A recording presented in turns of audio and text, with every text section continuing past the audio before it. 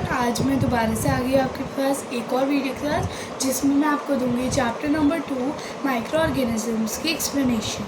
So let's start the chapter. So rotting of fruits and formation of cheese are some examples of the action of extremely small organisms that need special instrument called microscopes to be observed. I hope कि book अच्छे से दिख रही होगी camera में। Yes, सो इधर बोला जा रहा है कि जो rotting of fruits and formation of cheese है वो कुछ एग्जाम्पल है action of extremely small organism जिन्हें स्पेशल इंस्ट्रूमेंट चाहिए होते हैं ऑब्जर्वेशन के लिए। उन स्पेशल इंस्ट्रूमेंट्स का नाम है माइक्रोस्कोप्स।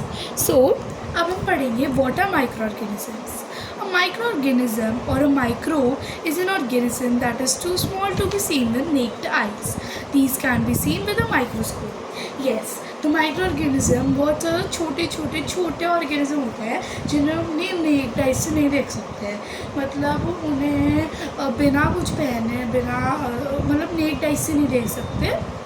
सो इनको ना देखने के लिए हमें माइक्रोस्कोप चाहिए। तो ये है माइक्रोस्कोप, इसे बोलते हैं कंपाउंड माइक्रोस्कोप। एक और माइक्रोस्कोप होता है जिसे हम बोलते हैं इलेक्ट्रॉन माइक्रोस्कोप। वो इलेक्ट्रॉन लेवल की चीज़ों को देखने में काम आता है। और compound microscope micro organism normal वालों को देखने में काम आता है।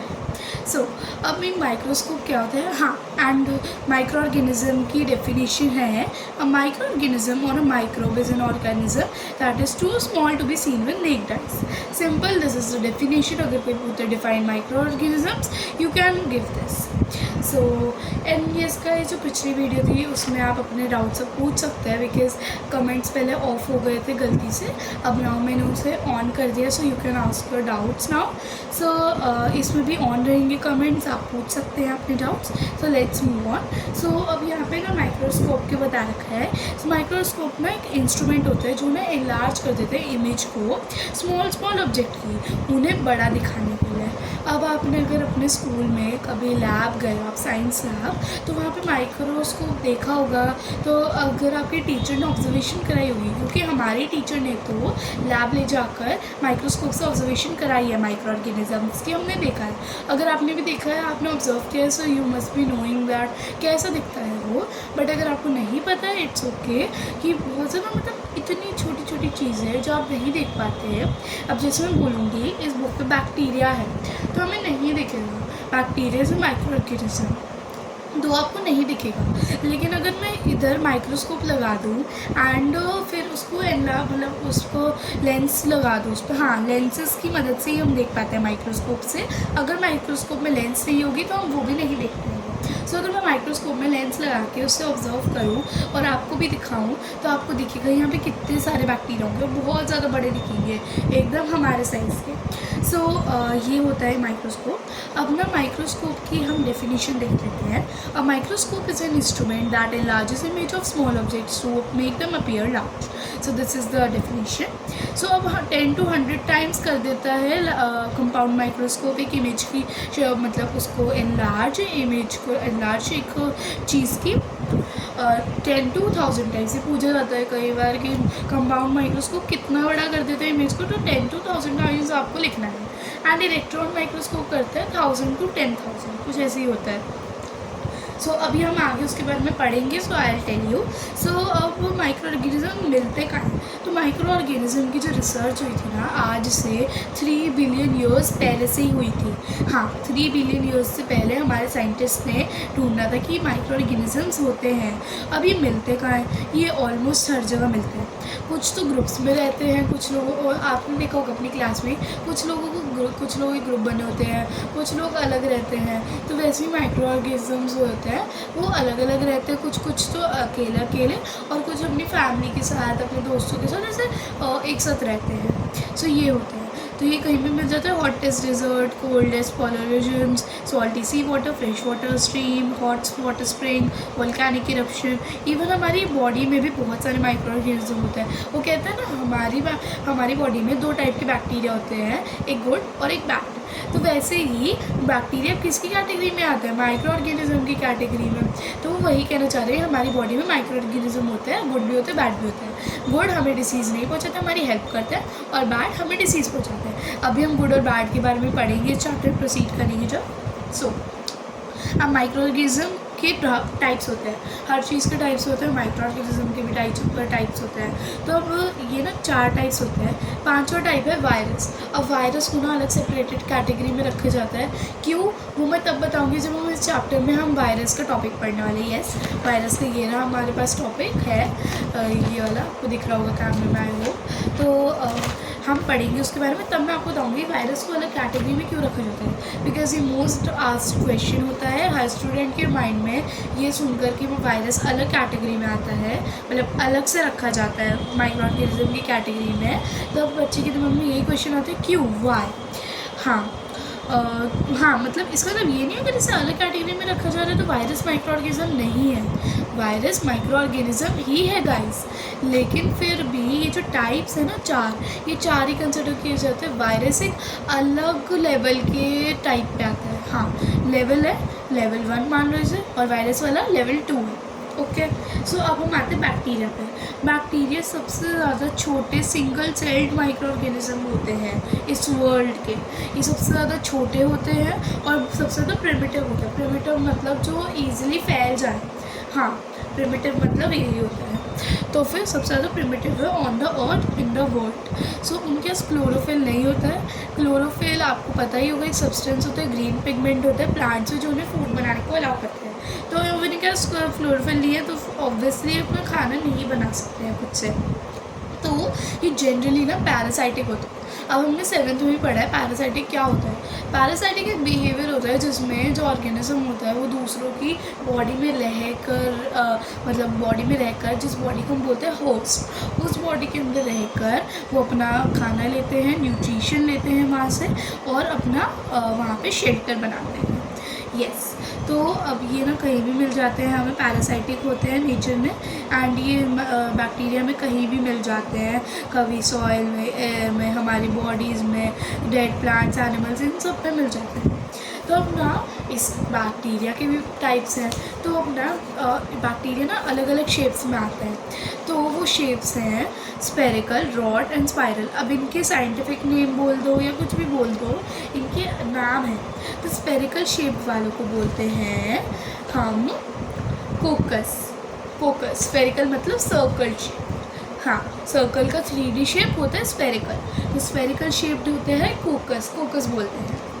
देन बैसिलस बोलते हैं हम रॉड शेप को, ये वाला, ओके, रॉड शेप को। एंड देन स्पाइरला बोलते हैं हम स्पाइरल शेप को, ये रहा स्पाइरल शेप को, ठीक है, स्पाइरला बोलते हैं। अब इनके एग्जाम्पल है E coli, lactobacillus and rhizobium. So अगर आपके पास कोई अभी नोटबुक है पढ़ते हुए, so let me tell you all the example. तो ई कोली, लैक्टोबैसिलस और राइजोबियम जो बुक में दे रखे हैं, तीनों के तीनों ही रॉड शेप बैक्टीरियाज होते हैं। आप ये लिख लीजिएगा। बाकी कोई बात नहीं, जो मैं नोट्स की पिक्चर देती हूँ लास्ट में शेयर करती हूँ वीडियो के, उसमें सब कुछ लिखा हुआ है। अगर फिर भी आपको नोट करना है, यू कैन नोट वर्ड, अगर आपको नहीं करना है नीड भी नहीं, क्योंकि नोट्स में सब कुछ मिल जाएगा। तो फिर ई कोलाई, लैक्टोबैसिलस और राइजोबियम रॉड शेप्ड होते हैं, मतलब बैसिलस होते हैं। अब आप लोग सोच रहे हो स्पेरिकल का क्या एग्जाम्पल है। स्पेरिकल मतलब कोकस। कोकस का क्या एग्जाम्पल है, वो है निमोनिया। ओके, यहाँ पे मैंने पेंसिल से लिख रखा है, फिर मैंने इरेज कर दिया था, तो वो नोट से मिल जाएगा, चिंता करिए। अब स्पाइरला मतलब स्पाइरल शेप होता है नॉस्टॉक एग्जाम्पल। अपना एक 4th शेप भी है जो मैंने नोट्स में स्पेसिफाई कर रखी है, एग्जाम में नहीं पूछी जाएगी बट एक्स्ट्रा नॉलेज के लिए, क्योंकि 10th 12th स्टैंडर्ड में पूछा जा सकता है। तो एक 4th शेप होती है जिसका नाम है विब्रो। विब्रो का एग्जाम्पल है कोलेरा। अब विब्रो कौन सी शेप का होता है, विब्रो होता है कॉमा शेप। यस, विब्रो का example cholera, vibrio equal to comma shape. Yes, so अब ना इनके भी एग्जाम्पल है। अब कोकस में भी ना कुछ टाइप्स आते हैं। अब कोकस में ना ऐसा होता है, 4 चीज़ें होती हैं। कुछ ये नोट से मिल जाएगा, ये सी जो भी मैं बता रही हूँ। तो कोकस में 4 टाइप होते हैं, 4 लोग होते हैं। तो वो होता है, एक जिसको सिंगल रहना होता है, दूसरा जिसे क्लस्टर बना के रहना होता है, तीसरा जिसे लीनियर में रहना होता है, जैसे लाइन बना के रहना होता है अपनी फैमिली के साथ, अपने ग्रुप के साथ, और दूसरा जैसे 2 का पेयर बना के जाना होता है, हाँ 2 लोग। तो यहाँ पे मैंने पेंसिल से लिख रखा था, मैंने इरेज कर दिया, तो डोंट वरी, नोट्स मिल जाएगा। सो अब जो क्लस्टर में रहते हैं उन्हें बोलते हैं स्टेफाइलोकोकस। जो क्लस्टर में रहते हैं उन्हें बोलते हैं स्टेफाइलोकोकस। अब जो सिंगल रहते हैं उन्हें बोलते हैं ऑब्वियसली कोकस। और जो लीनियर बना के रखते हैं, ऐसे लीनियर चेन बना के रखते हैं, उन्हें बोलते हैं स्ट्रेप्टोकोकस। एंड जो 2 का पेयर बना के चलते हैं, 2 बेस्ट फ्रेंड्स होते हैं जो चलते हैं एक साथ जय वीरू की तरह, तो वो उन्हें बोलते हैं डिप्लोकोकस। सो आई होप आपको समझ में आ रहा होगा, यू आर अंडरस्टैंडिंग एवरीथिंग। सो अब प्रोटोजोआ। अब प्रोटोजोआ यस, ये सेकेंड कैटेगरी है। देखो मैंने बताया था ना, पहला है बैक्टीरिया, दूसरा है एल्गे, तीसरा है प्रोटोजोआ और चौथा है फंगी। तो हम दूसरे में चलते हैं अभी, प्रोटोजोआ। तो प्रोटोजोआ एक ग्रुप है animal like single celled micro organism का। यस, अब अगर ये पूछा जाए कि animal like single celled micro organism कौन सा होता है एनिमल लाइक, तो हम बोलने वाले हैं प्रोटोजोआ। क्या बोलेंगे? प्रोटोजोआ। अब ये ना बहुत सारे एनिमल्स की तरह इनके पास भी लोकोमोटरी ऑर्गन्स होते हैं। अब जैसे हमने पढ़ा था पिछली क्लास में अमीबा के बारे में, अमीबा के पास पेस्टिडोपोडिया होते थे, वो एक लोकोमोटरी ऑर्गन होता था उनके, जिससे वो मूव कर पाते थे, अपना डाइजेस्टिव सिस्टम बना पाते थे। तो वैसे ही अब ये जो बहुत सारे एनिमल्स के पास भी लोकोमोटरी ऑर्गन्स होते हैं। लाइन के पास लेग्स है as a locomotory organ, earthworm के पास अपनी स्किन होती है as a locomotory organ. Locomotory organ जिनसे वो मतलब ट्रैवल कर सके, वो वाला ऑर्गन। हम ह्यूमंस के पास होती है लेग्स। यस, तो फिर वैसे ही अब बहुत सारे लोकोमोटरी ऑर्गन्स के नाम आपको याद करने पड़ेंगे, वो पेस्टिडोपोडिया, सिलिलिया और फ्लैगेला। यस, फ्लैगेला, सिलिया और सिलिया, पेस्टिडोपोडिया और फ्लैगेला। अभी फ्रेश वाटर बॉडीज़ में मिल जाते हैं आपको, पॉन्ड्स में, लेक्स में, रिजर्वॉयर्स में, salt water bodies like sea and soil में मिल जाते हैं आपको। अब प्रोटोजोआ के एग्जाम्पल है अमीबा, एगलेना एंड पैरामोशियम। तो यहाँ पे लिख भी रखा है, ये है एगलेना, ये है अमीबा और ये है पैरामोशियम। सॉरी अगर मैं एगलेना की प्रोनाउंसिएशन सही से नहीं कर रही हूँ, तो मुझे इसकी प्रोनाउंसिएशन नहीं आती है। So let it be. So ये है इनके पिक्चर्स एंड इनके एग्जाम्पल है पैरामोशियम, अमीबा, एगुलेना। सो इनके लोकोमोटरी ऑर्गन पेस्टिडोपोडिया हमें पता है अमीबा के लिए होता है, एंड सिलिलिया और फ्लैगेला का मुझे कंफर्म नहीं है, बट जितना आई थिंक कि सिलिलिया एगुलेना के लिए है एंड फ्लैगेला पैरामोशियम के लिए है, बाकी मुझे पता नहीं है। शायद से ही मैंने नोट्स में इसके बारे में लिखा हुआ है कि कौन सा किसका है। अगर नहीं लिखा हुआ है सो मैं आपको कमेंट्स में बता दूँगी रिसर्च करके। सो नाउ मूव ऑन करते हैं हम एल्गिया पे। अब अगर आपसे कोई पूछता है प्लांट लाइक ऑर्गेनिज्म जिनके पास ग्रीन पिगमेंट है, क्योंकि देखिए हम एल्गिया की पहली वाली लाइन पढ़ते हैं, अगर they are group of plant like organisms, they are group of plant like organisms, तो वो प्लांट लाइक ऑर्गेनिज्म। बट जब हम फंगाई पढ़ेंगे, जब हम फंगी पढ़ेंगे, उसमें क्या लिखा है? Fungi are plant like organisms.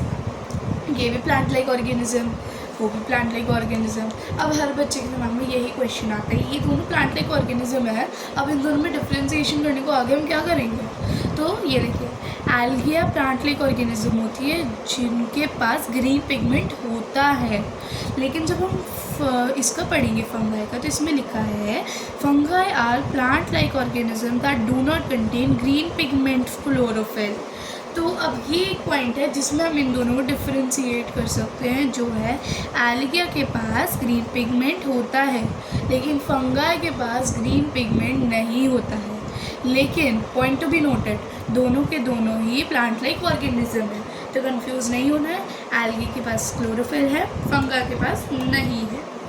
अब नाउ लेट्स रीड एल्गे। सो अब एल्गे में बता रखा है क्या होता है क्लोरोफिल, मतलब ये खुद का खाना फोटोसिंथेसिस बना सकते हैं। अब ये सिंगल सेल्ड भी हो सकता है, मल्टी सेल्ड भी हो सकता है। अब सिंगल सेल्ड और मल्टी सेल्ड क्या होता है, लेट मी टेल यू। तो सिंगल सेल्ड वो होते हैं जो सिंगल सेल्ड होते हैं जिन्हें हम नहीं देख सकते अपनी आंखों से। अब amoeba is a single cell micro organism. हम इसे कभी देख पाते हैं? अब अमीबा वहाँ पे है, हम उसे देख पा रहे हैं कभी? नहीं, कभी भी नहीं देख सकते हम। लेकिन अगर हमारे सामने कोई एल्गे बैठ जाएगा, मान लो स्पायरोगेरा, मुझे नहीं पता कि वो सिंगल सेल्ड है या multi sailed, but let us suppose कि वो अभी के लिए मल्टी सेल्ड है। तो अगर मेरे सामने भी स्पायरोगेरा आ जाएगा तो मेरे को दिख जाएगा हाँ ये स्पायरोगेरा है। लेकिन अगर यही सिंगल सेल्ड होगा तो वो मेरे को नहीं दिखने वाला है कि ये है, मतलब दिस इज़ वह है, स्पायरोगेरा है मेरे सामने। तो वही फ़र्क होता है। मल्टी सेल्ड को हम देख सकते हैं क्योंकि इसमें मल्टीपल सेल्ड होती है, एंड सिंगल सेल्ड को हम नहीं देख सकते क्योंकि इसमें सिर्फ एक ही सेल होती है। मल्टी सेल्ड हम लोग भी हैं, हम लोगों को क्योंकि हम एक दूसरे को देख पा रहे हैं, मतलब हम मल्टीपल सेल से बने हैं, बहुत सारी सेल्स हैं हमारे अंदर। लेकिन अगर हम सिंगल सेल्ड होते हैं, मगर हम एक ही सेल से बने होते लाइक अमीबा, सो हम एक दूसरे को नहीं देख पाते, ना ही हम किसी को विजिबल होते हैं। सो यही फ़र्क है। और हम आते हैं माइक्रो ऑर्गेनिज्म की उसमें कैटेगरी में। ये सारे माइक्रो ऑर्गेनिज्म है, ह्यूमंस मैक्रो ऑर्गेनिज्म है। तो अगर कोई ये पूछता है कि ह्यूमंस मल्टी सेल्ड है या सिंगल सेल्ड, तो आप ये तो लिख सकते हो ना मल्टी सेल्ड है, बट यू कैन राइट कि वो microorganism multi celled microorganism है। नो, वो मल्टी सेल्ड मैक्रो ऑर्गेनिज्म है, MACRO और macro organisms. So this is the thing. So अब हमें एल्गे कहाँ पे मिलते हैं? मोस्टली वाटर में, पानी में। तो अब ये डैम प्लेसेस पे भी ग्रो करते हैं, स्नो में भी ग्रो करते हैं। देखो ये फिलामेंटस एल्गे स्नो पे ग्रो करते हैं, तो मतलब और भी जगह पे ग्रो करता है। अभी यहाँ पे स्नो की पिक्चर दिखा रखी है, स्नो पे भी ग्रो करते हैं, हॉट स्प्रिंग पे भी ग्रो करते हैं। तो एल्गे की एग्जाम्पल है चैलमाइंडस, फिलामेंटस एल्गे एंड स्पायरोगेरा। अब जब मैंने इनकी पिक्चर्स देखी थी ना, लेट मी टेल यू कि मेरे साथ क्या हुआ था, मेरे को ये कन्फ्यूजन हो गई कि पिछले साल की बुक अगर किसी को भी माइंड में होगी अपने, तो ये वाला जो पिक्चर था ना स्पायरोगेरा का, इससे बोल रखा था ये फिलामेंटस एल्गे है। अगर किसी को भी याद है पिछली वाली बुक, हो सकता है जिनके पास अलग बुक है, स्प्लेंडेड साइंस नहीं है, उसमें से ना दिया हो, लेकिन मेरी बुक में जो उसकी स्प्लेंडेड साइंस ही थी पिछले साल भी, उसमें ये वाले फिगर की साइड में लिख रखा था दिस इज़ फिलामेंटस एल्गे। तो फिर मेरी मैम ने बताया, अगर किसी को ये सेम डाउट है अभी, तो let me tell you, filamentous algae की कैटेगरी में आता है स्पायरोगेरा। यस, एल्गे की कैटेगरी है फिलामेंटस एल्गे। अब जैसे हमने बैक्टीरिया में एक कैटेगरी सोची थी कोकस, ये राइट, कोकस, स्पाइरल शेप्ड कोकस। तो कोकस की भी 4 कैटेगरीज थी, विच वाज स्टेफाइलोकोकस, स्ट्रेप्टोकोकस, कोकस और डिप्लोकोकस, जो पेयर्स में रहते हैं। अब वैसे ही हमने एल्गिया पढ़ा, तो उसके अंदर फिलामेंटस एल्गिया आता है। फिलामेंटस के 2 पार्ट्स होते हैं, स्पायरोगेरा एंड फिलामेंटस एल्गिया अपने आप में। तो filamentous algae is this and one of the part spirogyra is this. तो पिछली वाली बुक में हमें और ज़्यादा वो लोग कॉम्पैक्ट नहीं देना चाहते थे, हमें मतलब ईजी रखना चाहते थे, हमारे लिए कॉम्प्लेक्स नहीं रखना चाहते थे, इसलिए इधर वही लिखा फिलामेंटस एल्गिया। और स्पायरोगेरा के अलावा भी बहुत सारी कैटेगरीज है फिलामेंटस एल्गिया की जो हमें भी नहीं पढ़ाई है, हो सकता है बाद में पढ़ाई या ना ही पढ़ाई। सो दिस इज़ अ थिंग। अब हम जाते हैं फंगाई पे। तो फंगाई वो ऑर्गेनिज्म होते हैं जो इनके पास पिगमेंट नहीं होता है, क्लोरोफिल। तो प्लांट्स की तरह ये खुद का फूड नहीं प्रोड्यूस कर सकते ऑब्वियसली। तो प्लांट तो वो क्या करते हैं, वो या तो डेड और ऑर्गेनिक मतलब डेड और ऑर्गेनिक मैटर पे रहते हैं, सैप्रोफाइट्स की तरह, जो हमने पढ़ा था पिछले साल। Saprophytes are the organism that live on dead और decaying body and take their nutrition from them only. तो उसमें एक एग्जांपल अगर किसी को याद है तो फंगाई ही था। तो वैसे ही ये तो क्या बोलते हैं, सैप्रोफाइट्स की तरह रहते हैं या फिर पैरासाइटिक की तरह रहते हैं, जैसे कि हमारे बैक्टीरियाज रहते हैं। पैरासाइटिक सबको पता है, होस्ट की बॉडी में रहना, वहाँ से न्यूट्रिशन और शेल्टर लेना। सो ये भी स्मॉल या सिंगल सेल मतलब स्मॉल, मल्टी सेल मतलब लार्ज। लार्ज मीन्स हम देख सकते हैं, स्मॉल मीन्स हम नहीं देख सकते। Over here, only over here, ठीक है। तो मतलब यहाँ पे इनका स्मॉल और लार्ज से मतलब है, लार्ज मतलब हम देख सकते हैं, स्मॉल मतलब हम नहीं देख सकते। This is the thing. तो कि सिंगल सेल भी हो सकते हैं, मल्टी सेल भी हो सकते हैं। सेम एल्गाई जैसे एल्गाई भी सिंगल मल्टी सेल दोनों हो सकते हैं। तो अब इसके एग्जाम्पल मतलब ये ना मॉइस्ट और डार्क प्लेसेस, वार्म प्लेसेस, इसमें बेस्ट उगते हैं। और भी जगह उगते हैं बट बेस्ट कहाँ उगते हैं? Moist, warm and dark places में। तो example of fungi are bread mould, penicillium, yeast वगैरह वगैरह। ठीक है, अब पेनिसिलियम से एक और चीज़ है जो हम आगे पढ़ने वाले हैं, मैं आपको बताऊंगी जब हम आगे वाले ये वाले टॉपिक पूछेंगे, मतलब पढ़ेंगे, how are micro organisms harmful. तो इसमें डिसीज़ में ना जब हम आएंगे वैक्सीनेशन वाले पार्ट पे, तब हम इसके बारे में पढ़ने वाले हैं, पेनिसिलियम के बारे में। बहुत अच्छा टॉपिक है। तो नाउ पेनिसिलियम की पिक्चर्स है ये, यीस्ट है ये, और ब्रेड मोल्ड है ये। नाउ हम मूव ऑन करते हैं वायरस पे। एंड नाउ अब द मेन जो मैंने आपको बताया था कि मैं आपको बाद में बताने वाली हूँ जो चीज़, कि ये अलग क्यों है, अलग लेवल की कैटेगरी में क्यों आता है। बिकॉज वायरसेस का ना पता नहीं होता वो लिविंग है या नॉन लिविंग। ऐसे तो सारे ही माइक्रो ऑर्गेनिज्म लिविंग होते हैं, लेकिन वायरस लिविंग भी है, नॉन लिविंग भी है। अब पूछो कैसे? इसलिए क्योंकि जो वायरसेस एनवायरनमेंट में होते हैं, जब करोना वायरस एनवायरनमेंट में था, हवा में था, किसी की बॉडी में नहीं था, तब वो ना नॉन लिविंग था। लेकिन जैसे ही किसी की बॉडी में वायरसेस आते हैं ना, तब वो ना रिप्रोड्यूस करने लगते हैं, खुद को फैलाने लगते हैं। तभी तो कोरोना वायरस छोटा सा पार्टिकल आया होगा किसी की बॉडी में, तब और फिर वो रिप्रोड्यूस कर करके बड़ा हो के उसने पूरी बॉडी में अपना कब्जा कर लिया एंड उस बंदे को बीमार कर दिया। हम भी बीमार क्यों होते हैं? हमें इन्फ्लुएंजा वगैरह वगैरह से वायरसेस क्यों होते हैं, चिकन पॉक्स वगैरह, उनका तो छोटा सा पार्टिकल घुसेगा हमारे अंदर जो हमें कुछ नहीं करने वाला, बट वो रिप्रोड्यूस हो के हमें डिसीज़ बना देते हैं, हमें और बीमार कर देते हैं वो लोग। तो वैसे ही वायरसेस मतलब यही होते हैं, इसलिए अलग कैटेगरी में। अब ये जो सारे हमने पढ़े, प्रोटोजोआ, बैक्टीरिया, एल्गे, फंगाई, इन सब का पता है they are living both in environment and in the body, but viruses in the environment they are non living and on the body they are living because they reproduce themselves. ठीक है, अब सारे के सारे वायरसेस भी microscopic organism होते हैं, यहाँ पे लिखा भी हुआ है। और मैंने आपको बताया था कि इलेक्ट्रॉन माइक्रोस्कोप के बारे में पढ़ेंगे। इलेक्ट्रॉन माइक्रोस्कोप के बारे में यही लिखा हुआ है। ये ना बहुत ज़्यादा छोटे होते हैं कि ये कंपाउंड माइक्रोस्कोप से भी नहीं दिखते हैं। एज कंपाउंड माइक्रोस्कोप को हमारी इमेज को 100 to 1000 टाइम ही करता है, मतलब 10 to 1000 टाइम ही करता है, लेकिन वायरसेस इससे भी छोटे होते हैं। तो इलेक्ट्रॉन माइक्रोस्कोप चाहिए हमें वायरसेस को सीरियस देखने के लिए। तो मैं आपको बताती हूँ, कन्फ्यूज होगी कितना बड़ा करता है माइक्रोस्कोप, इलेक्ट्रॉन माइक्रोस्कोप ऑब्जेक्ट को।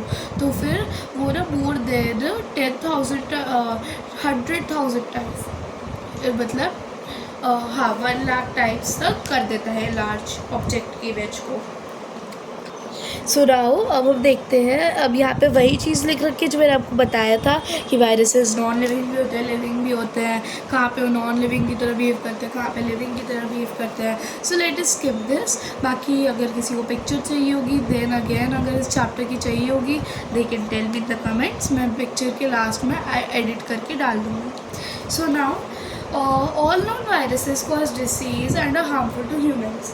येस, अब ना सारे के सारे वायरसेस, ये पॉइंट टू बी नोटेड है अगर ट्रू फॉल्स में आ जाता है कि सारे के सारे वायरसेस डिसीज़ कॉज करते हैं, तो आपको लिख रहे हैं yes this is totally correct, true.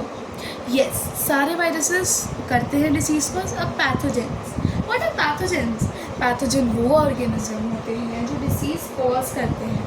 अब हमने ना मतलब ये पढ़ा होगा पिछले सेशन में एसिड एंड बेसिस नाम का एक चैप्टर था, तो उसमें ना बता रखा था all bases are can dissolve in water. उसके लिए एक टर्म थी, मैं भूल गई हूँ। कुछ बेसिस पानी में डिज़ोल्व हो सकते थे, कुछ हो सकते थे alkalis. Yes, all bases are alkalis.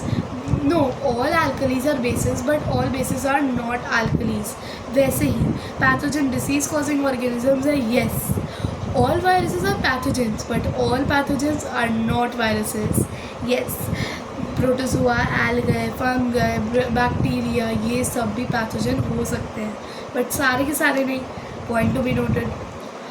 All pathogens are not मतलब ऑल मतलब ये कोई इसमें स्टेटमेंट नहीं बनी, बट येस कुछ मान लो 50% पैथोजन है, 50% नहीं है बैक्टीरिया में। Same with protozoa, same with alga, same with fungal. ये सपोज टू भी था, ये मुझे पता नहीं है पक्का 50% ही है, बट येस सपोज कर लिया हमने।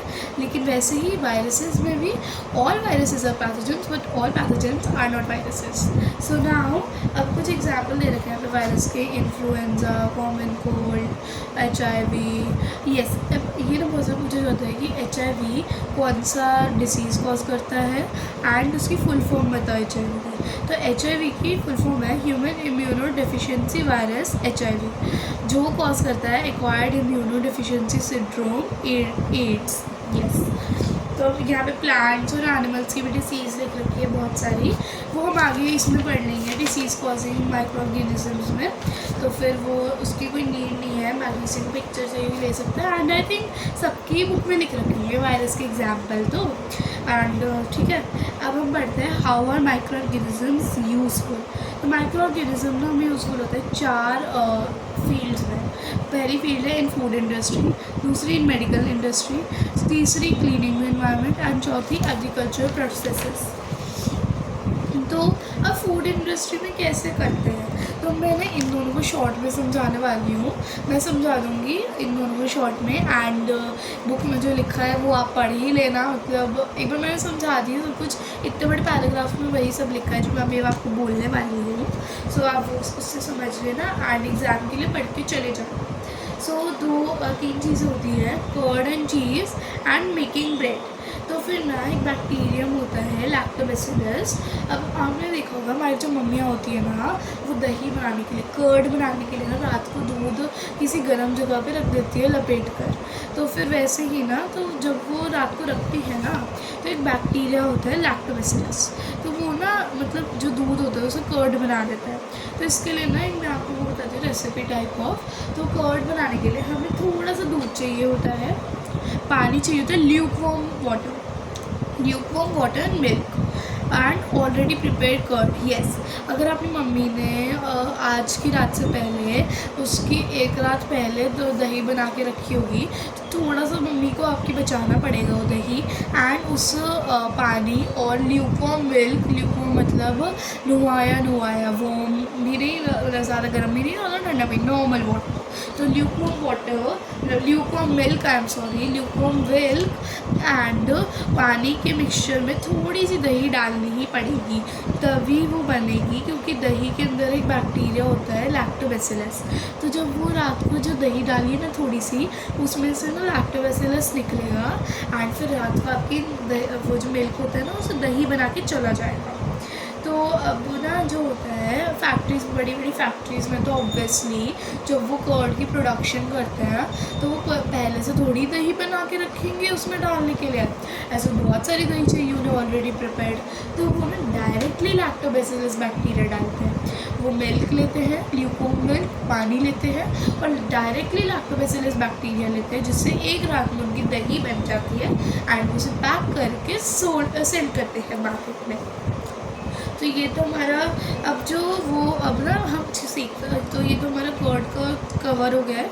अब चीज़ जो होता है ना, कॉटेज चीज़, पनीर होता है और जो नॉर्मल चीज़ होता है, ये ना मतलब किस बनता है, मतलब इसमें इसकी प्रोडक्शन में 2 बैक्टीरियाज का हाथ होता है, जो है लैक्टोबैसिलस एंड स्ट्रेप्टोकोकस। अब ये देखिए, तभी मैंने आपको पहले स्टार्टिंग में बताया था स्ट्रेप्टोकोकस के बारे में, क्योंकि मुझे पता था यहाँ पे स्ट्रेप्टोकोकस का नाम आएगा and you will be confuse कि स्ट्रेप्टोकोकस होता क्या है। तो अब तो सबको पता है कि स्ट्रेप्टोकोकस जब लीनियर लाइन में होते हैं कोकस बैक्टीरिया तब होता है। तो एवरीवन नोज आई हूँ। तो ये अब अगर आप एग्ज़ाम में लैक्टोबैसिलस एंड कोकस भी लिख कर आते हैं, क्यों ये सोच के कि स्ट्रेप्टोकोकस भी तो कोकस का ही पार्ट है, तो आपको हाफ मार्क्स मिल जाएगा, but total correct term is Streptococcus. अब ब्रेड बनाने में, तो एक फंगस होता है यीस्ट, वो ना हमें ब्रेड बनाने में हेल्प करता है। अब लेट मी टेल यू, तो यीस्ट क्या होता है, जब वो हमारी फैक्ट्रीज़ में ब्रेड बनता है, अब ऑब्वियसली किसी मम्मी घर पे तो ब्रेड बनाती नहीं है, अब जिसकी बनाती है वो भी सेम प्रोसेस यूज़ करती है। उनसे आप पूछना कि वो कैसे करती है, मुझे घर का तो नहीं पता, बट येस जो बुक में मेंशन्ड है कि फैक्ट्रीज़ में कैसे बनता है ब्रेड, वो मैं आपको बता देती हूँ। तो फैक्ट्रीज़ में ना एक्चुअली क्या होता है, ये जो एक ना मिक्सचर बना देता है फैक्ट्री वाला, वो मिक्सचर होता है फ्लोर, सॉल्ट, शुगर और वाटर का। फ्लोर मीन्स आटा, शुगर, सॉल्ट और वाटर का, और उससे एक डो बना लेता है। उसके अंदर वो यीस्ट को ऐड करता है डायरेक्टली, और फिर जो यीस्ट होता है, अब यीस्ट का क्या काम होता है, अल्कोहल और कार्बन को, मतलब शुगर को अल्कोहल और कार्बन में कन्वर्ट करने का, जिससे हमें स्पॉन्जी ब्रेड मिलता है। सॉरी, कार्बन नहीं, कार्बन डाइऑक्साइड, पता नहीं क्यों मेरी आदत हो गई है कार्बन डाइऑक्साइड को कार्बन बोलने की, बट डोंट माइंड। सो अब ना इसमें मिक्सचर में हम यीस्ट मिला देते हैं, एंड फिर उसे ना कुछ आवर के लिए रख देते हैं वार्म प्लेस पे, जिससे यीस्ट आता है जो हमने डाला है वो एक्टिव होता है, अपनी ड्यूटी पे लगता है, और शुगर जो हमने डाली है उस सॉल्यूशन में, उसको कन्वर्ट कर देता है कार्बन डाइऑक्साइड और अल्कोहल में।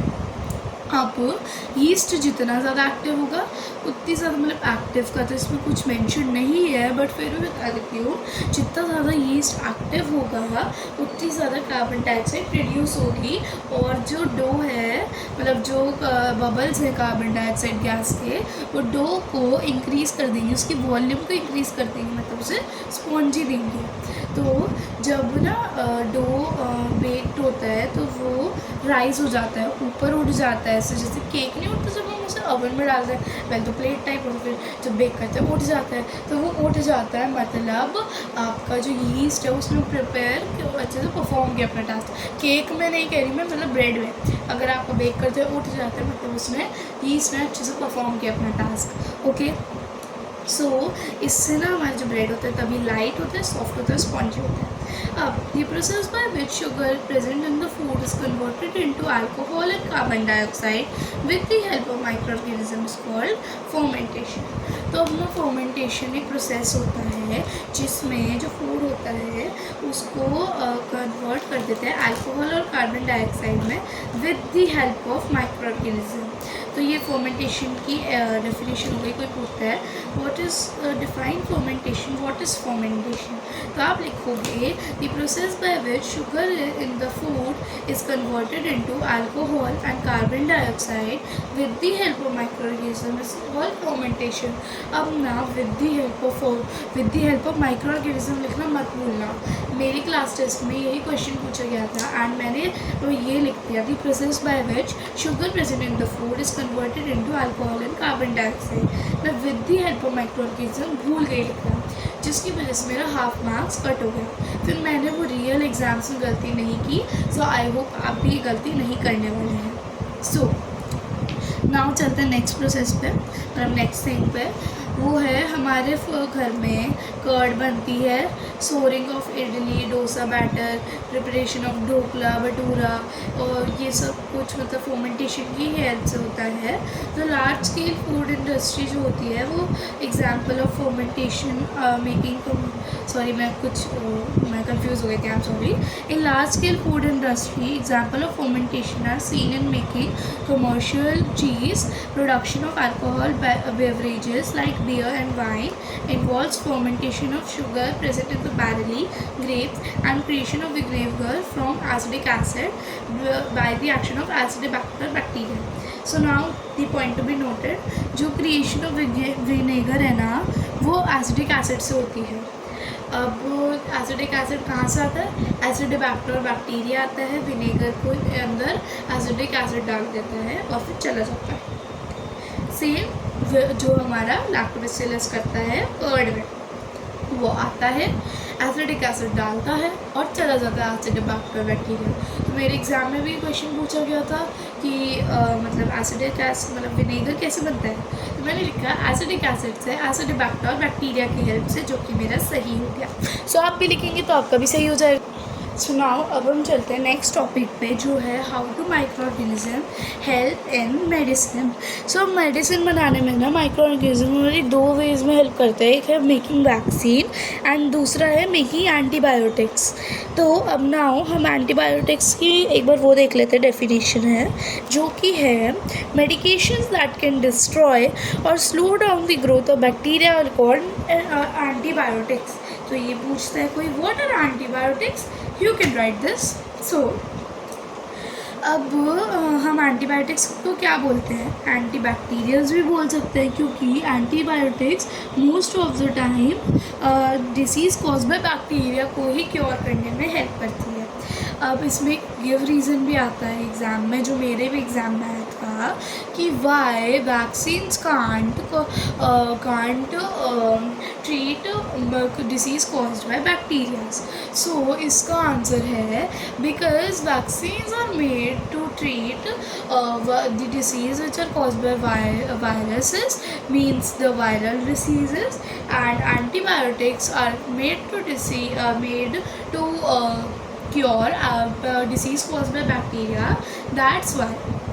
सो मैंने ये लिखा एंड मेरा सही हो गया। सो आप भी लिख सकते हैं।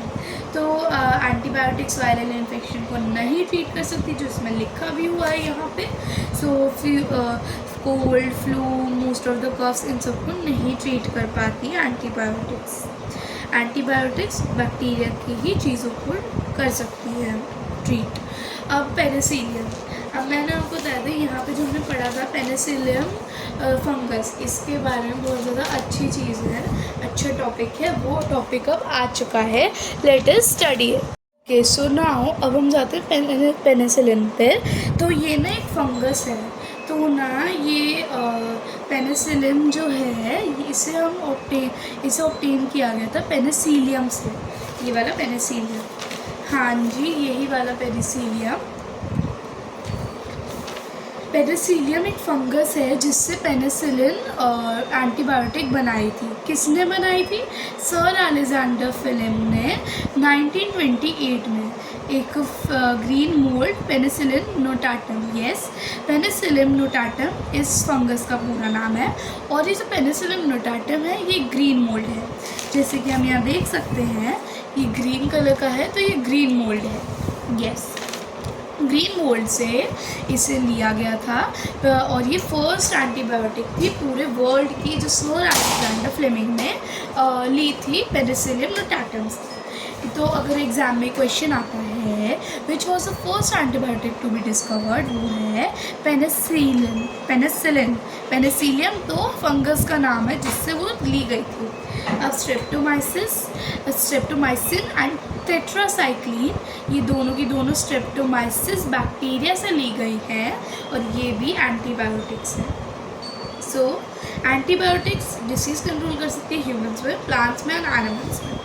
सो नाउ हम मूव करते हैं वैक्सीन पे। तो a medication that provides protection, immunity against a specific disease is called vaccine.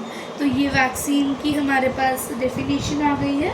The definition is the medication that provides the protection or immunity against a specific disease is called vaccine. So getting a vaccine either orally by swallowing or by injection is called vaccination. तो अब vaccine को या तो orally लो bye swallowing या फिर injection से लो, उस process को बोलते हैं वैक्सीनेशन। तो वैक्सीनेशन की हो गई डेफिनेशन। ओके, सो अगर कोई वैक्सीनेशन को डिफाइन करने बोलते हैं यू क्या। सो ये मेरे क्लास टेस्ट में पूछा गया था, मेरी मैम ने पूछा था। And a vaccine is made either for dead और वीकेंड डिसीज़, येस अब वैक्सीन किससे बनती है। अब जैसे बच्चा मान लो, मतलब बच्चा ही बोल रहे हैं, आई एम सॉरी। सो अब जैसे मान लो आपके पास आपके अंदर जैसे होना गॉड फॉरबिड, बट अगर एक आदमी के अंदर कोरोना वायरस आ जाता है तो अब उसको वैक्सीन लगवानी है। तो जो कोरोना वायरस वैक्सीन होगी ना, बताऊँ किससे होगी? अब या तो मरा हुआ कोरोना वायरस या फिर वीक कोरोना वायरस। अब जैसे मान लो वीक कोरोना वायरस की सेल्स मिल गए डॉक्टर्स को, तो डॉक्टर्स उसे एक वैक्सीन बनाकर उसमें अदर केमिकल्स डालकर उसे एक वैक्सीन बनाकर उसे हमें दे देंगे, जिससे जो वीक वाला वो होगा ना, उसके अंदर जो दवाइयाँ मिक्स हो जाएंगी वीक वाले वायरस के अंदर जो दवाइयाँ मिक्स करेंगे डॉक्टर, वो जब अंदर जाएगी बॉडी के, तब जो अलाइव वायरसेस हैं बॉडी के अंदर वो सारे हट जाएंगे उस सॉल्यूशन की वजह से। तो या तो डेड या वीकेंड डिसीज़ कॉजिंग माइक्रोब से बनता है। तो माइक्रोब मतलब माइक्रो ऑर्गेनिज्म। तो समझ में आ गया होगा आई होप आपको कि वैक्सीन बनती कैसे है। तो जब एक वैक्सीन को इंट्रोड्यूस कराया जाता है हेल्थी पर्सन की बॉडी में, तब क्या होता है, जो बॉडी है ना वो एक सब्सटेंस प्रोड्यूस करती है जिसे बोलते हैं एंटीबॉडीज़। अब ये जो एंटीबॉडीज़ होती है, वही मैंने जो बताया था कि भाग जाएंगे सारे अलाइव वायरसेस। वो किससे भागेंगे? जैसे ही वैक्सीन अंदर जाएगी एंटीबॉडीज़ प्रोड्यूस होंगी, उससे वो सारे के सारे माइक्रो ऑर्गेनिज्म भाग जाएंगे अलाइव वाले, बिकॉज एंटीबॉडीज़ फाइट करेगी अगेंस्ट देम। तो ये जो एंटीबॉडीज़ है फिर ना बॉडी में रहना मतलब कंटिन्यू करेगी और फिर हमें हर एक इन्फेक्शन से बचाएगी जो उसी मतलब कोरोना वायरस द्वारा है तो बचाएगी। लेकिन अगर कोरोना वायरस में मान लो इन्फ्लुएंजा वायरस आ रहा है तो नहीं बचाएगी वो, क्योंकि वो कोरोना की वैक्सीन है, किसी और की नहीं है। चिकन पॉक्स आ गया तो चिकन पॉक्स से नहीं बचाएगी, फिर चिकन पॉक्स की वैक्सीन लगवाओ। तो तभी हमें बचपन में इन सब की वैक्सीन लगाई गई, जो आज तक हमारी उसकी एंटीबॉडीज़ जो है आज तक हमारी बॉडी में है, ज़िंदा है। और जब भी वो अगर हमें चिकन पॉक्स हो भी रहा होगा ना, तो ये जो चिकन पॉक्स की वैक्सीन लगाई है उससे हम बच रहे हैं because of the antibodies of its. अब कुछ लोगों को वैक्सीनेशन के बाद भी हो जाते हैं चिकन पॉक्स, वो अब सबकी अलग अलग बॉडीज़ है, लेकिन मोस्टली नहीं होता। अब तो मतलब ऑलमोस्ट चला ही गया है, मतलब ऑलमोस्ट या हाँ चला गया almost. Chicken pox small pox की तरह ही कुछ दिन मतलब कुछ सालों बाद वो भी हट जाएगा लिस्ट से। तो ऐसे ही है। तो वही तो तो आज तो वो फाइट करिए, हमें हो भी रहा है तो हमें पता नहीं चलेगा because antibodies are there for us. तो अब ना जो डिसीज़ मतलब जो बॉडी होती है ना, जो उसे वैक्सीनेशन लग जाती है, उसे बोलते हैं कि ये इसको इम्यूनिटी मिल गई है अगेंस्ट दैट डिसीज़। तो वैक्सीनेशन को हम इम्यूनाइजेशन भी बोलते हैं, जैसे हम एंटीबायोटिक्स को हम एंटीबैक्टीरियल भी बोलते थे, वैसे ही वैक्सीनेशन को इम्यूनाइजेशन भी बोलते हैं। तो वो वैक्सीनेशन ने ना बहुत सारी मतलब डिसीज़ का वो भी निकाला है इलाज, वो chickenpox, smallpox, measles, कोविड-19 एक्सेट्रा एक्सेट्रा। अब ना ये जो रियल वर्ल्ड कैरेक्टर जो भी है इसमें जो भी लिखा है उसके रिलेटेड मेरे पास एक स्टोरी है, बहुत इंटरेस्टिंग स्टोरी है। मेरी क्लास टीचर ने मेरे को सुनाई थी एंड मैं भी इतना ज़्यादा एक्साइटेड हूँ, मैं भी आपको सुनाना चाहती हूँ। तो if you want to listen you can listen. अगर आपको नहीं सुननी है तो आप 10 मिनट्स के लिए 10 to 20 मिनट्स के लिए वीडियो को स्किप कर सकते हैं, no problem. So okay, so let me start. तो एडवर्ड जेनर 1798 में ना उन्होंने स्मॉल पॉक्स की वैक्सीन बनाई थी, फर्स्ट वैक्सीन थी वर्ल्ड की। तो मैं बताती हूँ, इसके ना 3 कैरेक्टर है, जो सेरा एंड खुद एडवर्ड जेनर। तो एडवर्ड जेनर ना बहुत ज़्यादा अमीर परिवार से थे एंड जो उनकी फैमिली थी ना ऐसे बोलती थी तो मैं गाँव में नहीं जाना, वहाँ पर बहुत ज़्यादा पहले छुआछूत होती थी। तो फिर ना एडवर्ड जेनर का ना एक फार्म हाउस है बहुत बड़ा, तो फार्म हाउस में उसे जाना था एंड फार्म हाउस के जस्ट बगल में गाँव था, तो उसे भी देखना था कि गाँव वाले लोगों की लाइफ कैसी होती है। तो एडवर्ड जेनर गया अपने फार्म हाउस में, वहाँ पे बहुत सारे सर्वेंट्स होते थे एंड ऑल। तो एडवर्ड जेनर वहाँ पे गया अपने फार्म हाउस में, वो बगल वाले गांव में। तो ना उसको मिल्क मेड होता है ना, तो मिल्क मैन आ रहा था उसका दूध देने उसे। तो फिर एक दिन ना वो मिल्क मैन की जगह छोटी सी लड़की आई जिसका नाम था सेरा। यस, वही सेरा जिसकी मैं भी बात करी थी, जो कैरेक्टर है इसका स्टोरी का मेन कैरेक्टर। तो ना सेरा आई एंड अब जो सेरा थी ना बहुत ज़्यादा चिड़ी सी मतलब एटीट्यूड गर्ल थी, लेकिन जिसकी दोस्त बन जाती दोस्त ही बन जाती थी उसकी, मतलब कोई एटीट्यूड नहीं। सो ना सेरा आई तो उसने दूध दे दिया एंड वो चली गई। फिर दोबारा से 2-3 दिन के लिए उसके पापा आए। उस टाइम में ना मतलब चिकन जो स्मॉल पॉक्स था ना बहुत बड़ी पेंडेमिक बन चुकी थी, तो उस टाइम की बात हुई है। तो अभी तो स्मॉल पॉक्स की वैक्सीन निकाली Edward Jenner. Yes, Edward Jenner was a scientist. तो फिर क्या होता है, जो सेरा होती है वो आ जाती है, दूध दे देती है और चली जाती है। कुछ दिन बाद उसके पापा आते हैं 2-3 दिन के लिए, फिर दोबारा से सेरा आती है। तो इस बार ना एडवर्ड जेनर पूछता है सेरा से कि तुम क्यों आई, तुम्हारे पापा क्यों नहीं आए, उन्हें क्या हुआ। तो वो कहती है मेरे पापा को ना चिकन पॉक्स हो गया है, मतलब चिकन पॉक्स कह रही सॉरी स्मॉल पॉक्स हो गया है, इसलिए मैं आई हूँ। और कुछ दिन बाद मेरे पापा दोबारा से आने लगेंगे जब वो ठीक हो जाएंगे। तो फिर वो कहता ठीक है। और उस टाइम पे ना स्मॉल पॉक्स इतना ज़्यादा वो हो गया था ना, वाइडली स्प्रेड, कि लोग मर जाते थे, जान चली जाती थी लोगों की। तो ना अब जो सेरा थी वो चली जाती है। अब कुछ दिन तक सेरा के पापा थे, फिर दोनों में से कोई भी नहीं आता है। फिर उसके बाद सेरा एक दिन दोबारा से आती है। तब वो पूछते हैं दोबारा से कि तुम क्यों आई, तुम अब कितने दिन से कहाँ थी, कोई भी नहीं है, तुम नहीं, तुम्हारे पापा नहीं तुम। तो फिर वो कहती मेरे पापा को स्मॉल पॉक्स तो हो ही रखा था, मैंने आपको बताया, अब फिर मेरे को भी हो गया और मेरे पापा को मतलब चिकन पॉक्स हो गया। तो फिर ना वो क्या हुआ, उसने फिर वो चली गई। तो ना अभी जो सेरा है उसने ही ना आइडिया दिया था जिससे फॉर्मेशन हुई स्मॉल पॉक्स की वैक्सीन की। अब आइडिया कैसे दिया, लेट मी टेल यू। तो उसके पापा ने पूछा, मतलब एडवर्ड जेनर ने पूछा सेरा से कि तुम अच्छा तो तुम्हें भी हो गया था और तुम्हारे पापा को भी हो गया था, इसलिए कोई भी नहीं आया। तो कह रही है हाँ। तो फिर वो कह रहा है अच्छा चलो ठीक है, वैसे लोग तो इससे मर रहे हैं क्या, सबको ठीक है, मतलब कोई मतलब हुआ तो नहीं है। तो वो कहती है नहीं, no one is dead and सब है, और वैसे भी अब तो हम सेफ़ है, बिकॉज जिसको एक बार जो सफ़र हो गया इस डिसीज़ से उसे दोबारा डिसीज़ होती ही नहीं है। अब सब आप पूछेंगे उसके पापा को कैसे हो गया दोबारा से चिकन पॉक्स, एक बार स्मॉल पॉक्स होने के बाद, बिकॉज कुछ लोगों की अलग अलग बॉडीज़ होती है सबकी, लेकिन मोस्टली नहीं होता है। एक बार आपने भी सुना होगा किसी को एक बार चिकन पॉक्स से स्मॉल पॉक्स हो गया उससे दोबारा से नहीं होता है, नेवर एवर इन लाइफ। तो वही सेरा ने चीज़ बोली।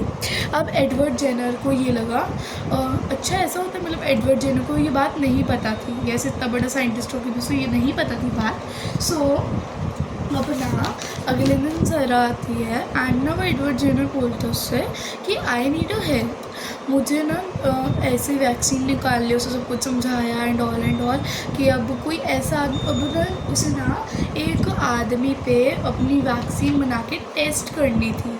तो अब ना उसे चाहिए था कोई आदमी। तो सेरा ने बोला मैं एक आदमी को जानती हूँ जिसका नाम है जो।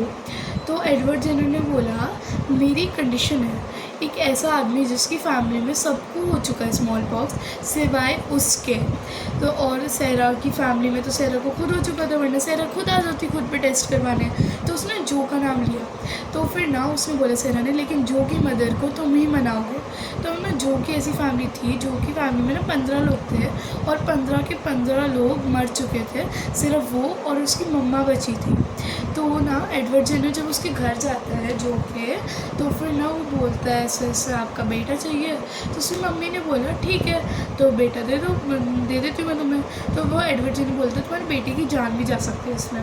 तो फिर वो कहती है और फिर ना एडवर्ड जेनर कहते हैं मैं तुम्हें प्रॉमिस करता हूँ अगर तुम्हारे बेटे को कुछ भी होता है मैं अपनी शक्ल कभी भी तुम्हें नहीं दिखाने वाला। तो उसकी मम्मी कहती है ओके। तो अब उसकी मम्मी को पता था कि उसके बच्चे की जान नहीं बचने वाली है। सो वो ना उसी दिन से जिस दिन वो जाता है जो उसके फार्म हाउस में, उसी दिन से जो का कॉफ़िन बनाना स्टार्ट कर देती है। तो अब ना क्या होता है ऐसे ऐसे वो लेकर आते हैं जो को अंदर एंड ना कुछ दिन बाद ना वो बताओ वैक्सीन किससे बनी थी हमारी स्मॉल पॉक्स की, काव के ऊपर ना छोटे छोटे से पिंपल टाइप डॉट्स होते हैं बबल टाइप, तो उसका ना लिक्विड लेकर वैक्सीन बनी थी स्मॉल पॉक्स की। अब वो स्मॉल पॉक्स की जब वैक्सीन जो पे ट्राई हुई तो जो की ना तबीयत बहुत ज़्यादा ख़राब हो गई थी, उसका ब्लड लॉस होने लगा, उसको फीवर हो गया। तो 3 दिन तक ना लगातार जो नहीं उठा। तो Edward Jenner was about to suicide कि मैंने एक बच्चे की जान ले ली जो सिर्फ 9 साल का था।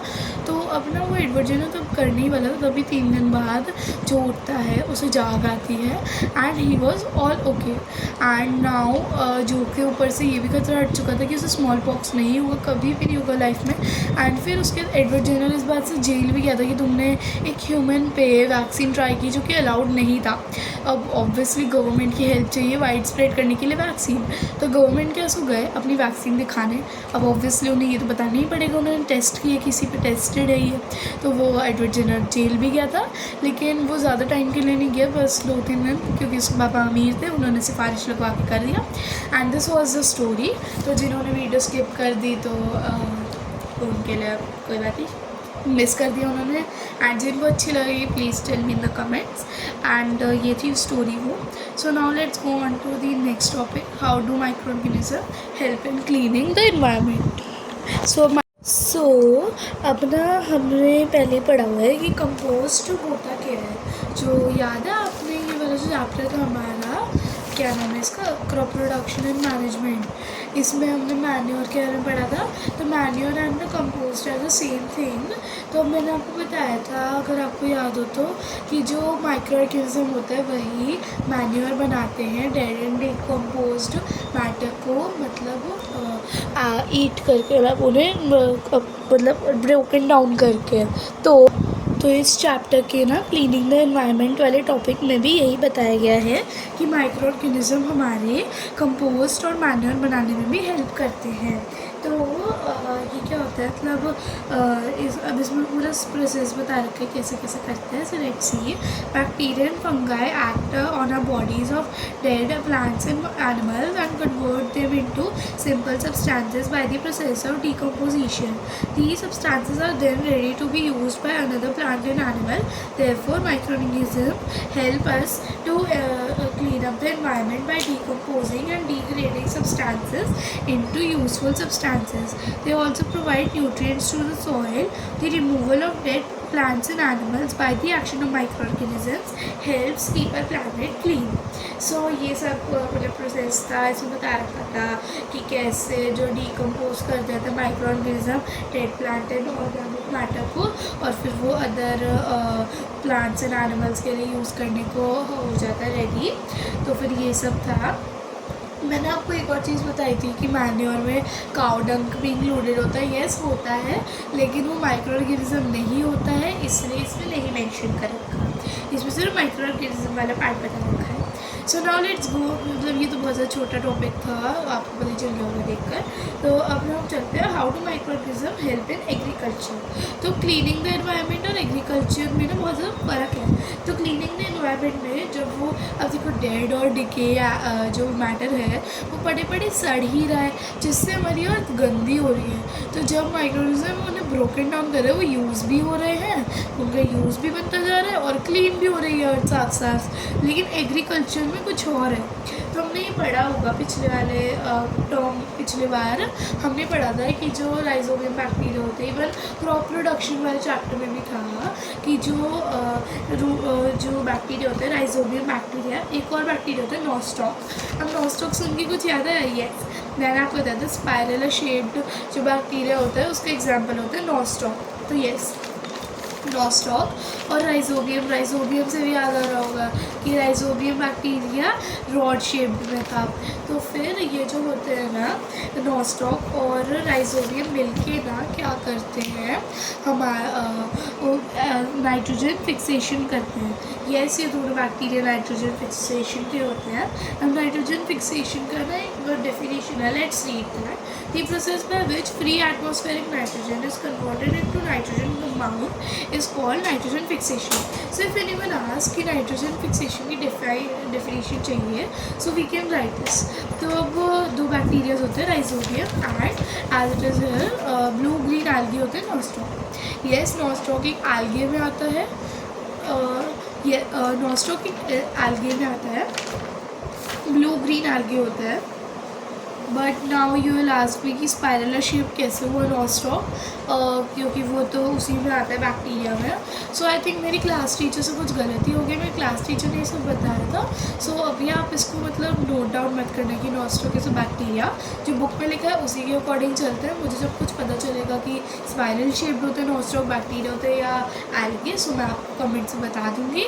अभी के लिए आप इसे छोड़ दो कि वो बैक्टीरिया है एंड वो स्पाइरल का एग्जाम्पल है, let's leave it. So now अब नॉस्टॉक हमारा ब्लू ग्रीन एल्गे है, ये नाइट्रोजन फिक्सेशन में हेल्प करता है।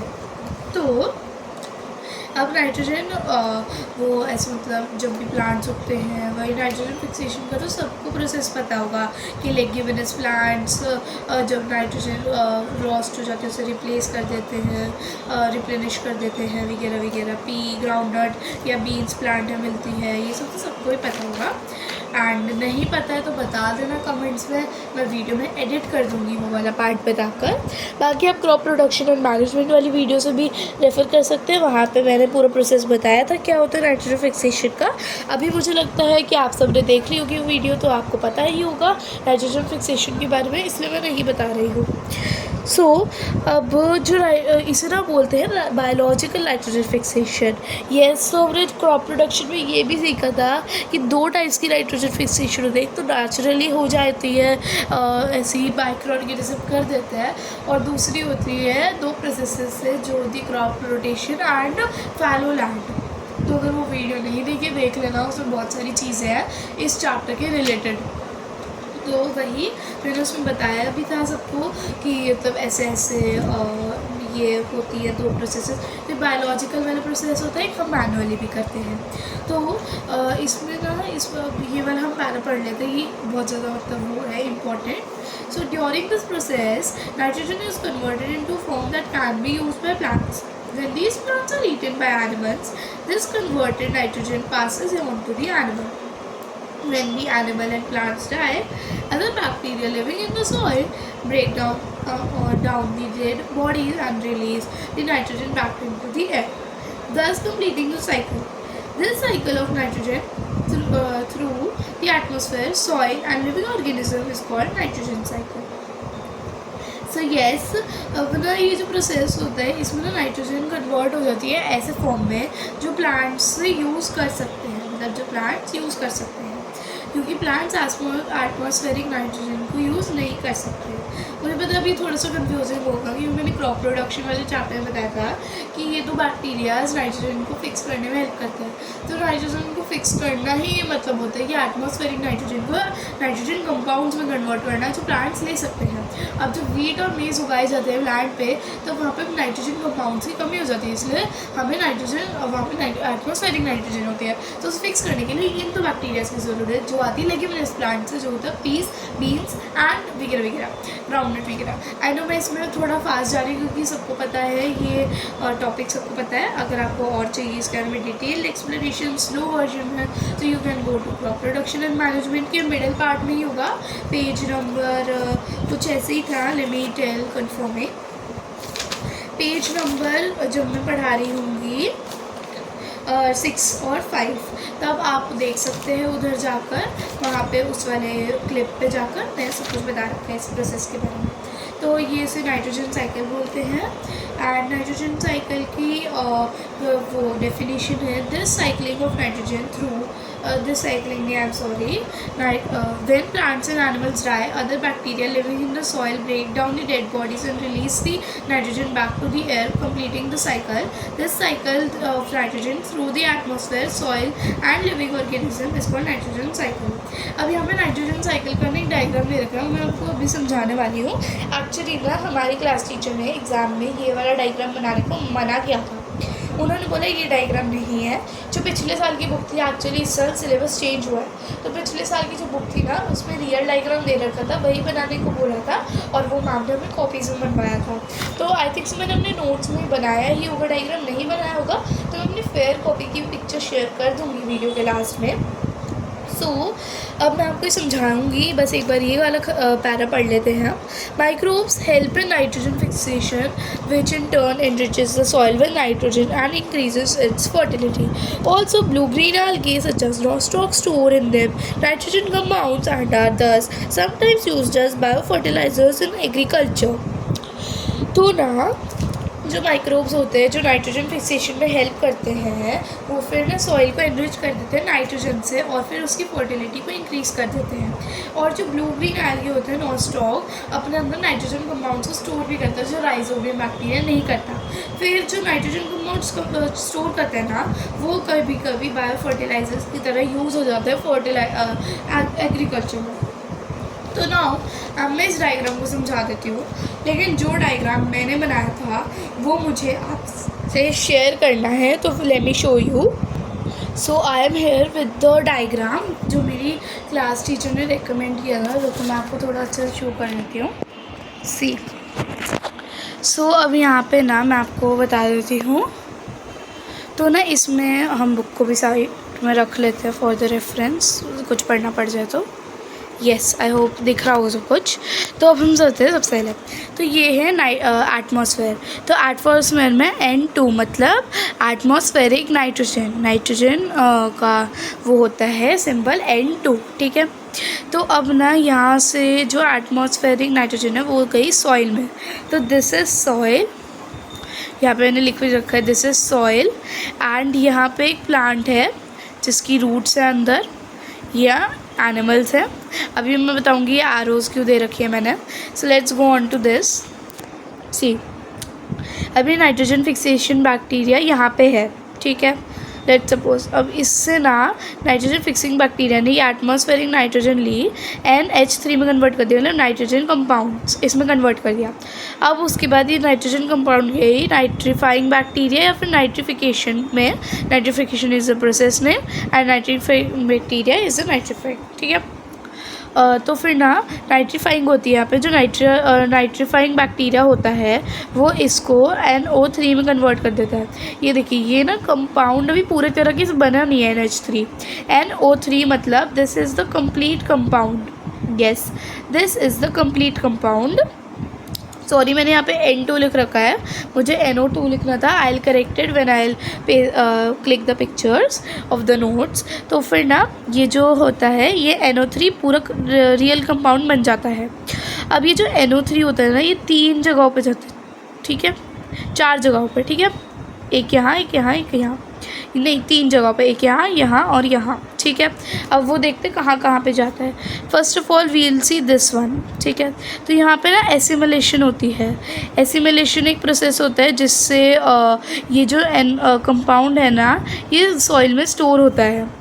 अब फिर उसके बाद ये आती है यहाँ पे जो रूट में जाता है प्लांट के, जिससे प्लांट को नाइट्रोजन मिलती है अपने फ़ायदे के लिए. देन अब यहाँ पे ये मैंने एरो क्यों लगाई. अब जब प्लांट्स डेड हो जाते हैं, ये शुक्र है प्लांट्स आर डेड, यहाँ पे डेड भी लिख रखा है. Plants are dead and plants को किसने खाया, एनिमल्स ने. फिर जब एनिमल्स भी मर गए तो प्लांट्स वाली जो यहाँ पे जो नाइट्रोजन कंपाउंड मिला वो एनिमल से ट्रांसफ़र हो गई.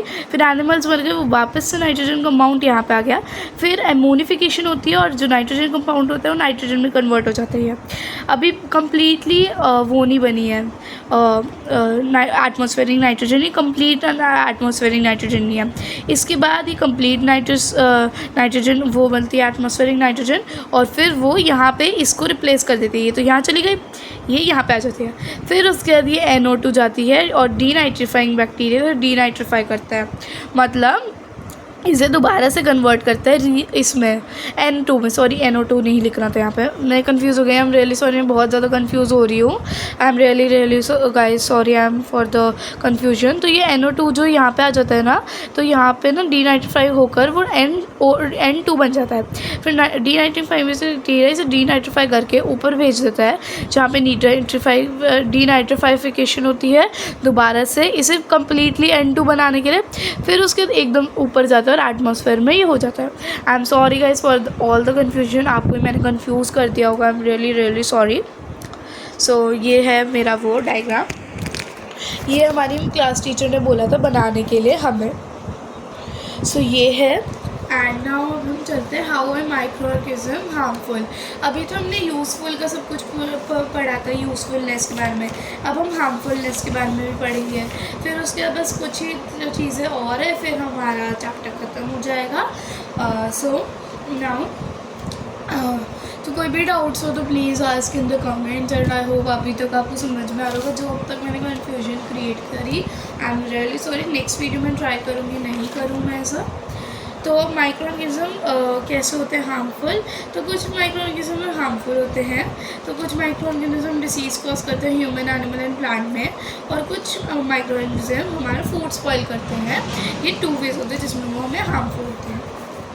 तो अब हम सबसे पहले पढ़ेंगे डिसीज़ कॉजिंग माइक्रो ऑर्गेनिजम्स के बारे में। तो डिसीज़ कॉजिंग माइक्रो ऑर्गेनिज्म होते हैं 4, which are bacteria, viruses, fungi and protozoa. Algae नहीं होते हैं, रीज़न मुझे नहीं पता, आई एम सॉरी। जब भी पता चलेगा I will tell in the comments. So अब जो बैक्टीरिया होता है वो डिसीज़ कॉज करता है cholera, typhoid and whooping cough, और वायरसेस कॉज करते हैं cold, common cold, polio, measles, dengue, AIDS और कोविड-19। फंगाई कॉज करते हैं रिंगवर्म एंड एथलीट्स फूड।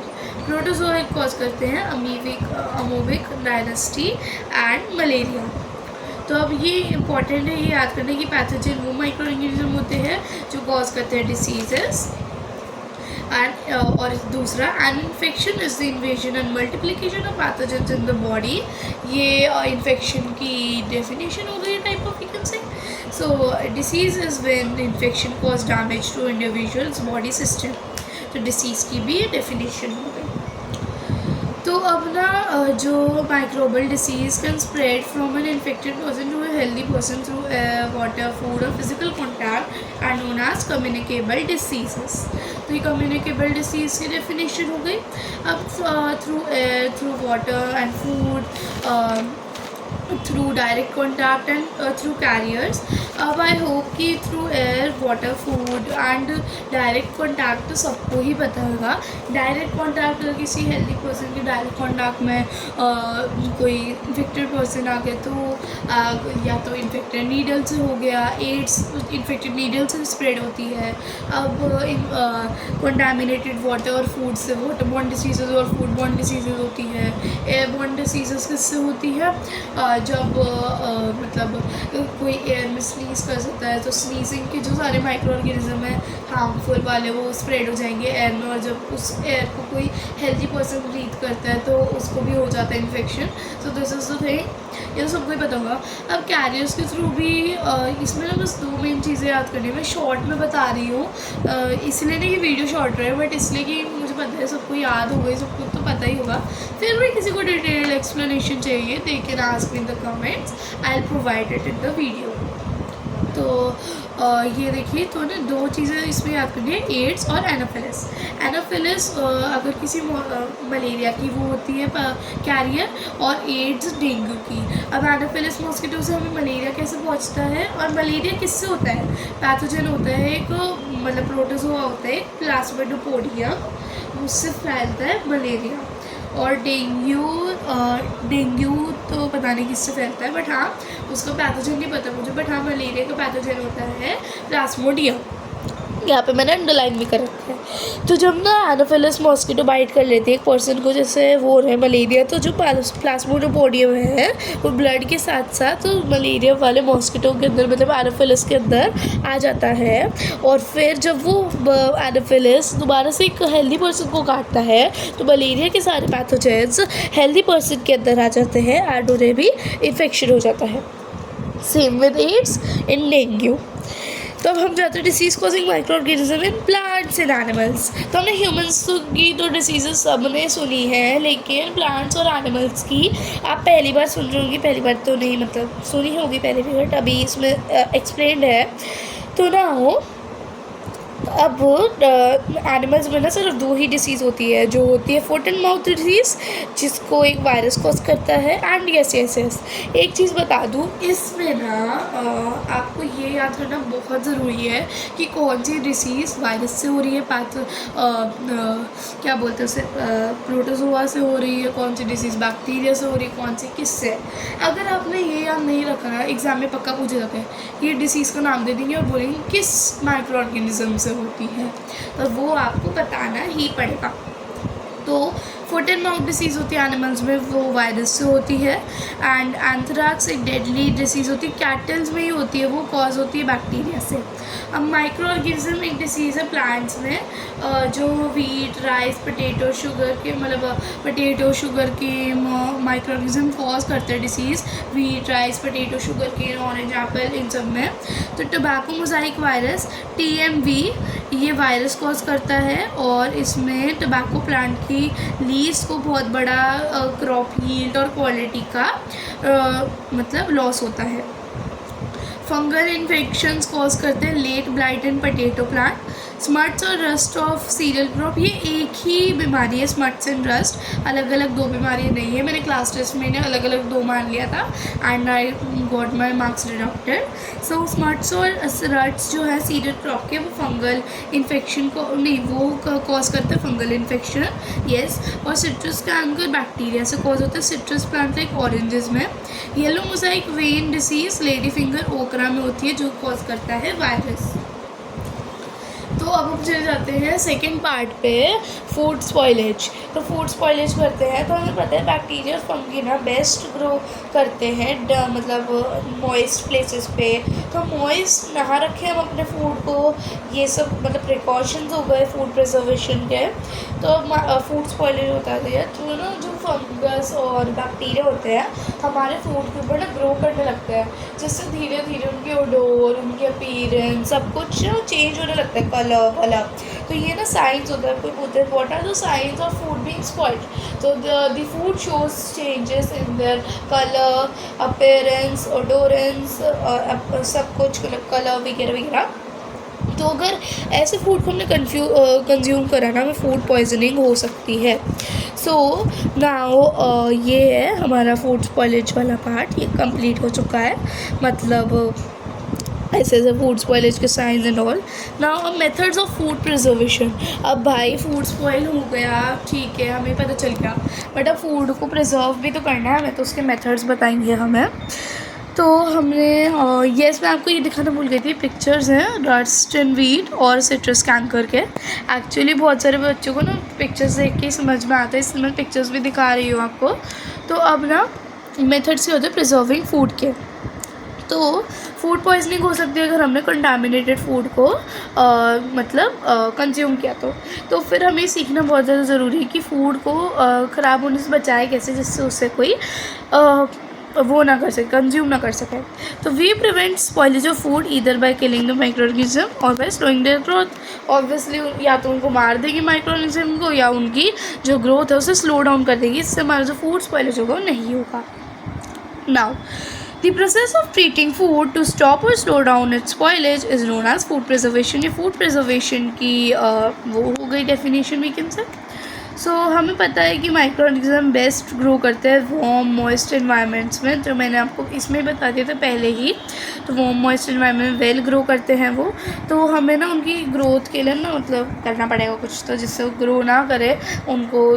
तो कुछ मेथड्स हैं, use of chemical and natural preservatives, heat and cold temperatures, dehydration and suitable packaging. So अब यूजिंग द केमिकल प्रिजर्वेटिव्स। तो अब हम प्रिजर्वेटिव्स की पहले डेफिनेशन को देख लेते हैं एक बार, which is substances that help preserve food are known as preservatives. So this is the definition of preservatives. अब मैं ना आपको ऐसे समझाती रहती हूँ, मतलब ऐसे हम रीड नहीं करने वाले हैं इसको, क्योंकि ये बहुत ज़्यादा ईजी टॉपिक्स है एंड आई थिंक आपको एक बार सुनकर समझ में आ जाएगा जब मैं समझाऊँगी। नहीं आया you can ask in the comments. So अब ना केमिकल प्रिजर्वेटिव्स वो प्रिजर्वेटिव्स होते हैं जिनको अगर हम यूज़ करते हैं अपने फूड में, तो जिससे ना हम वो केमिकल्स होते हैं वो फैक्ट्रीज़ में होते हैं, बनते हैं, तो हम इन्हें फूड प्रिजर्व करने के लिए यूज़ कर सकते हैं। दो प्रिजर्वेटिव्स हैं, potassium metabisulphite and sodium benzoate. ये केमिकल प्रिजर्वेटिव्स है जिनसे हमारा फूड प्रिजर्व हो सकता है। और ये तो प्रिजर्वेटिव्स कहाँ कहाँ यूज़ होते हैं? स्क्वॉशेस को मतलब प्रिजर्व करने में, शरबत्स को और केचप्स को। नाउ नेचुरल प्रिजर्वेटिव्स, तो नेचुरल प्रिजर्वेटिव्स में आता है salt, sugar, oil and vinegar as it is natural. ठीक है, तो अब हम इन्हें ना meat, fish, jams, jellies, pickle, chutney को प्रिजर्व करने में हेल्प कर सकते हैं। तो मीट और फिश को हम प्रिजर्व करने के लिए यूज़ करते हैं हम salt, and jams and jelly को प्रिजर्व करने के लिए वी यूज़ शुगर, और पिकल्स और चटनीज़ को प्रिजर्व करने के लिए oil and vinegar. So heat and cold temperatures, तो हीट एंड कोल्ड टेम्परेचर के ना 4 पार्ट हैं, which are high temperatures, low temperatures, very cold temperatures and pasteurization. तो हीट टेम्परेचर्स में तो हम माइक्रो ऑर्गेनिज्म को किल करते हैं उन्हें एक्सट्रीम टेम्परेचर पे रखकर, जैसे कि मिल्क बॉयल होता है most of the micro organism को किल करने के लिए। तो अब लो टेम्परेचर ना मतलब ग्रोथ को इनहिबिट कर देता है। जब हम फूड जैसे कि एग्स, चीज़, कुक्ड फूड, फ्रूट्स, वेजिटेबल को रेफ्रिजरेटर में रखते हैं, वो फ्रेश रहते हैं लॉन्गर पीरियड के लिए। अब ये जो लो टेम्परेचर वाला है ये अप टू 5 डिग्री सेल्सियस के बारे में बता रहा है, मतलब अप टू 5 डिग्री सेल्सियस अगर आप रखते हो फूड को तो वो फ्रेश रहता है, जो जैसे कि, और ये काम करता है एग्स पे, चीज़ पे, cooked food, fruits and vegetables पे। अब हम जाते हैं वेरी कोल्ड टेम्परेचर्स पे। अभी बोल रहे हैं वेरी कोल्ड टेम्परेचर भी किल करता है, येस। तो इनको ना डीप फ्रीज़र बोलते हैं, एज ये बिलो होते हैं 0 डिग्री सेल्सियस के, तो ना इससे जो फूड होता है फ्रोज़न बन जाता है और ये मंथ्स के लिए हो जाता है मतलब प्रिजर्व।